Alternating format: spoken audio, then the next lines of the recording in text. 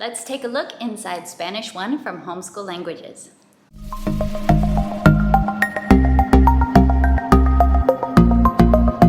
Hi, I'm Rachel from 7 and All. And whenever I am asked, hey, I'm interested in starting learning a language with my young elementary children, but I don't speak a second language. Do you have any curriculum recommendations? I always point people toward the Homeschool Languages website because I've been really intrigued by what they have to offer. I've looked at the PDFs before and think that they look really cool and interesting. So I've pointed people in the direction of their website and said, hey, check out this program. This seems like a really good option if you don't speak Spanish or if you don't speak the language that you want to teach to your children. But up until now, I had only seen their PDFs.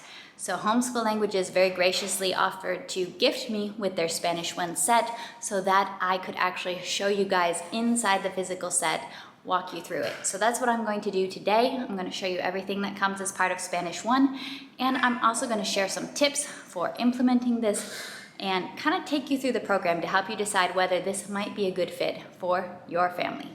All right, here is the adorable box that comes when you order Spanish 1 from Homeschool Languages. Now, do remember that adorable is not the #1 most important characteristic in a curriculum, but hey, if you have a high quality curriculum that works for teaching kids and it also happens to be adorable, that's not a bad thing. I'm going to walk you through the various pieces included in this curriculum, and then I'll give you an in-depth look inside the teacher's book. So first of all, we have our little puppet. The puppet is incorporated in the lessons. The teacher can use the puppet and the students can converse with the puppet.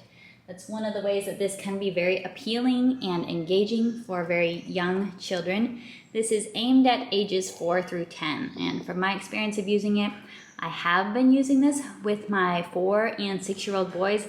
It's been an excellent level for them. The types of activities are right at their age level, although their Spanish is more advanced than what people would normally be using this for. But I did want to use it with them so that I could really speak to what using it looks like. Now, the booklets. There are a number of booklets in this, but they all come in one nice hardcover, which I really like. It makes it easier to not lose them versus having many different little booklets to keep track of. So you are scheduled to read these booklets as part of your lessons. They're very short, very basic. You're also instructed to have your children repeat the lines after you. So when you're reading this, you're going to be reading Quiero un juguete azul. And you're going to say, okay, child, repeat after me. After I read this sentence, you repeat it. Some children might kind of resist that a little bit just because, they're children. It can be uncomfortable. It can feel difficult. But I highly, highly recommend that you follow Homeschool Languages' recommendation of actually having your child repeat the lines as you read the booklets to them. It's going to make it much more impactful than if you just solely read the booklets aloud. So these booklets are directly aligned with whatever vocabulary you're working on, whatever sentence patterns you're working on. They are directly aligned, and these booklets are an opportunity to practice that vocabulary and those sentence patterns. So you can see they're very short. I believe there's about 18 booklets in here, so quite a bit. Just one line per page, and you're having your children repeat them so that their mouths can get used to saying these words. They can get more comfortable. A huge priority in Homeschool Languages is speaking. You also get a globe, which is all blown up because we've been using it. So it does not fully fit into the frame the way I have it set up here, but you get a globe as you're pointing out different countries that you're learning about, different Spanish-speaking countries. Now, these are some of the pieces that really stood out to my boys when I opened this up. You have some spinners for some games. This one's looks like emotions and feelings. This one is for locations. You have bingo cards, a couple different bingo cards. There are also menu cards in here for some games. And you have a double-sided game board that is scheduled. All of these things are scheduled in the lesson book, so you don't have to be guessing when to use these items. The lesson book will tell you exactly what you need, when you need it. This is the box that contains all the different cards. and they're all nicely labeled. So you see there, emotion cards. The ones that only have a few cards come in these little plastic baggies. Action cards, so these are your verbs. You're not learning a ton of verbs, but you're learning the key verbs in this level. There are phrase cards for phrases that you're learning. So you can do review color cards, and I believe these also have numbers on them. Food cards, clothing cards, location cards. Then you have this set, which is a matching foods game. It kind of reminds me of Spot It, is what it looks like. Matching foods game. All of the games are highly focused on getting your children verbally using the Spanish vocabulary words, verbally using the phrases, speaking out loud. So it never loses sight of that focus. Here we have some game pieces and dice. Then here you have the textbook, an introduction to Spanish for young students, asking and answering basic questions and home-centered vocabulary. All right, so this is the meat of the program. This is going to be your scripted lessons. You can see it's a pretty thick book. It is very colorful. That's one of the reasons. It's really nicely printed too, like a nice shiny thick paper. That's one of the reasons why, if you do live in a place that they ship to, I recommend just go ahead and get the physical option. I feel like the price makes it very worthwhile. They do offer PDFs, which is really nice for all of us international families. But this physical option is really well done. It's really cool. Like, the quality of the product, I think, makes the price very, very worthwhile. And I do have an affiliate link down in the description below if you're thinking of purchasing this. I always appreciate it when you guys use my affiliate links. That helps keep me making these videos, able to make these videos for you. So that's all the introductory materials. This is some of what will help you be able to use homeschool languages even if you don't speak Spanish. But this is not the only thing. There is a pronunciation guide. I love that they have this, but there are also audio elements that are going to support you if you don't speak Spanish yourself. And I'll show you that in a minute. So this is 40 lessons. It is divided into units. And you have the objectives for Unit 1. You have the cultural topics talked about. Okay, I'm going to walk you through a couple of lessons here and show you what to expect, things to pay attention to. The very first thing to pay attention to is your required materials way up at the top. It will always tell you what you need in each lesson, so make sure to pay attention to that and just grab from the box the cards or the game board or whatever that you need before you begin. So you grab those things before you begin, and then the whole thing is scripted for you. I do recommend that if you know zero Spanish, or if you know zero of the language that you're using, because Homeschool Languages does offer other languages. They offer German as well as French and Portuguese as well. And I think more languages are coming. If you don't know the language, I do recommend, it's probably going to take a few extra minutes of prep on your part to go through, read the lesson, practice saying the words ahead of time, but they include audio support for all vocabulary. So right here is your QR code for a link to hear the pronunciation, or there's a link right there for all of the vocabulary introduced in Lesson 1. And they have one of these for each and every lesson. So that is really going to be the key that helps you, because if you don't know the language, you might not know how hola is pronounced or buenos dias, any of that. But there's an audio element to support you until you get the hang of Spanish pronunciation. Now, some key elements of the lessons is introduction of the puppet. The children are going to be conversing with their puppet. There's often a music element incorporated into every lesson, and you're going to stick with this song for a while. It's not just introducing one song one day and then you never hear it again. You stick with this song because it is teaching the vocabulary that you're learning. So you're going through greetings in this lesson, and then we get a color introduced. And you're given a script that really suggests a lot of very active activities. Jump up and down while saying rojo. Use your fingers to keep count while you say rojo 5 times. Do an I spy red with the food cards. So you're pulling out the food cards, shuffling through them, and trying to see which cards have red on the card, and then say rojo every time you see the color. So it's active, it's engaging, You move fast, and then at the end of the lesson, you read Booklet 1, and then they have a few links here for videos with usually songs to just practice. And as you're first starting, your child will probably just be listening. But I encourage you that as you get through a few lessons, and you can sing along and encourage your child to sing along with these songs as well. Most of the song links that I've seen them use so far are from very well-known Spanish video song creators like Jose Luis Orozco. You have Super Simple Spanish, which is a channel that we've watched many videos from that have really, really practical vocabulary. They're songs that stick in your head. There's also some by other Spanish teachers and creators online. So you have your cool down, you have some teacher homework on what to do at the end of the lesson. You're encouraged to write down new vocabulary, display it somewhere in your house to help remind you to use the new vocabulary with your children and encourage your children to keep using that vocabulary. There are also extra practice ideas, which I don't want you to ignore these. I feel like a lot of people skip over the extras in curriculum, but actually when you use the extras, you can really achieve mastery better. There's some really fun extra practice ideas for just games to practice the vocabulary. If you and your family are new to Spanish, I don't recommend trying to do a new lesson every day. I recommend do the lesson and then spend a couple days just weaving in these extra practice activities into your days, into your routines, your morning time, whatever it is. Do this little activity of get some toys and practice saying hola and adios or buenos dias, buenas tardes to the toys. Practice this. And then we have lesson 2. There's a little bit of an activity on this page, which none of this vocabulary is something that you're supposed to be learning in this lesson if you are brand new to Spanish. But this is just about practicing sí or no.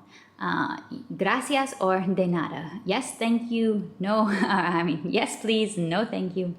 Do you like these things? Do you want to do these things?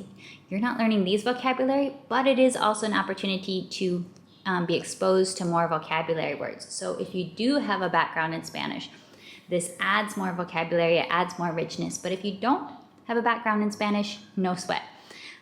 So I really like that, and that helps make it adaptable to your family's needs.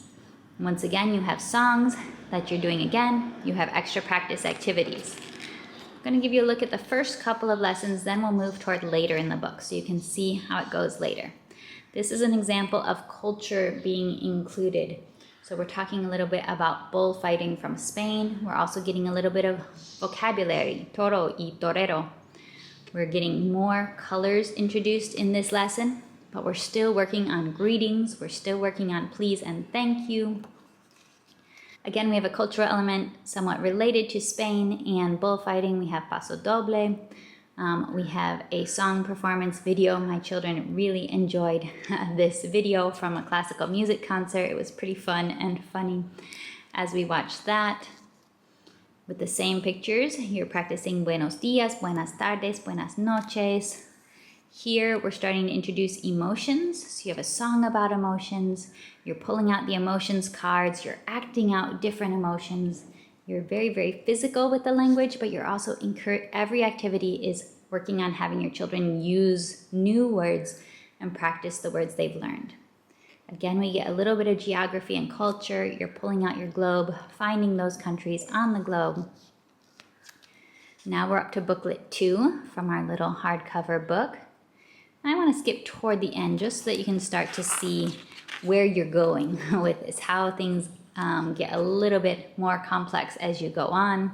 Here we're getting to pull out the spinner for an activity.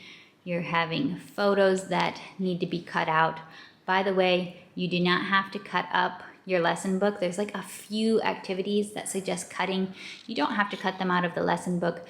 They have anything that's supposed to be cut out. You could just make a copy from your book, or they actually have printables online where it's just a short document with a few pages of pictures that need to be cut out, and you can print out those few pages from the PDF online that they link to right there. You can easily find it.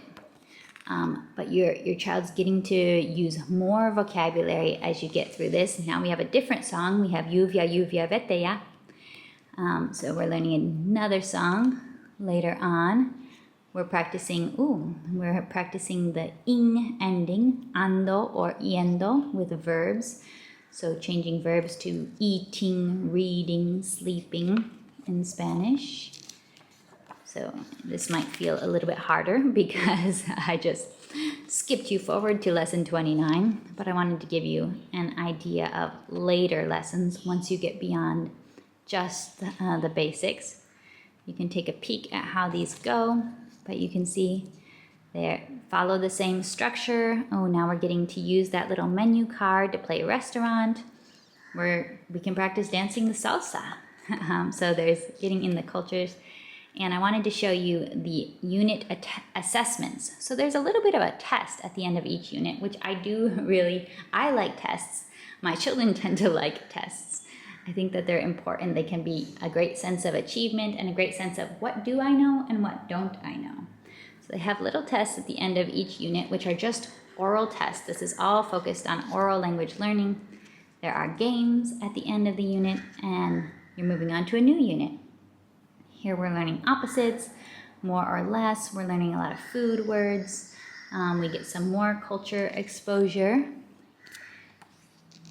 And now we're learning arroz con leche for a new song. Having more games. You'll see a lot of games, and they're all games focused on speaking. So I had some questions about what's the difference between homeschool languages and YMAS? Because if you've seen my channel, you've probably seen YMAS. Our family has used quite a few resources from YMAS.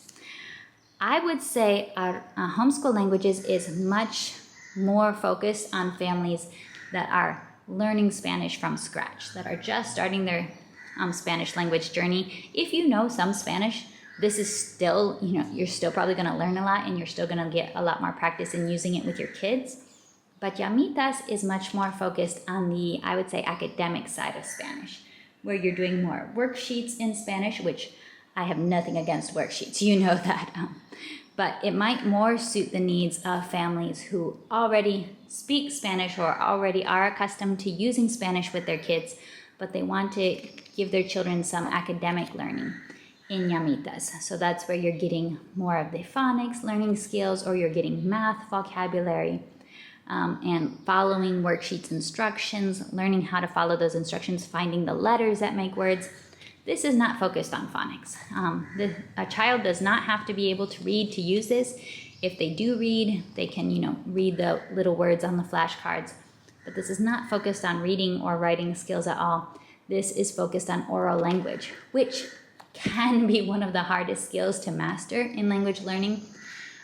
So that's a very good thing, and that is one of the things that makes it work for even young children who aren't ready to focus on reading and writing.